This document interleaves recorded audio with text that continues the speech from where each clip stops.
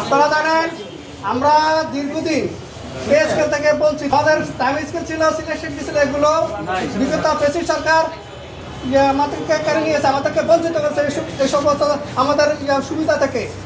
এই সুবিধা আদায়ের জন্য সারা বাংলাদেশের কর্মচারীরা জেগে উঠেছে এবং আমরা আশা করেছিলাম যে পেশি সরকার আমাদেরকে বঞ্চিত করেছে, কিন্তু এই 24 সালে যে সরকার গঠিত হয়েছে তারা আমাদের এই দাবি বাস্তবায়ন করবে।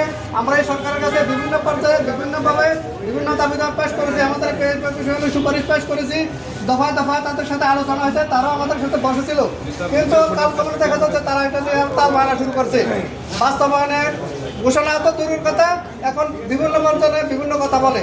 আমরা এই জন্য সারা বাংলাদেশের কর্মচারী ঐক্যবদ্ধ হয়ে আমাদের নবম জাতীয় পে স্কেল বাস্তবায়নের জন্য আগে ঘোষণা করার জন্য সরকারের কাছে আমরা আলটিমেটাম দিয়েছি। 15 ডিসেম্বরের মধ্যে গেজেট প্রকাশ করতে হবে এবং 1:4 অনুপাতে 12টি বেতন কাঠামো নির্ধারণ করে সর্বনিম্ন 35,000 টাকা নির্ধারণ করে এই পে কমিশন ঘোষণা এবং বাস্তবায়ন করতে হবে, অবিলম্বে করতে হবে এবং আমরা যাতে জানুয়ারি মাস থেকে যেন আমাদের এই কার্যকর হয়। এই লক্ষ্যে আমরা আগামী দিন 5 তারিখ শুক্রবার সকাল 9টায় কেন্দ্রীয় শহীদ মিনারে আমাদের যে সমাবেশ আছে এই সমাবেশে আমরা অংশগ্রহণ করব। ঠিক নিমিত্তে আমরা সবাই আগামী দিন সকাল 9টায় আমরা যুবভবনে জড়ো হব।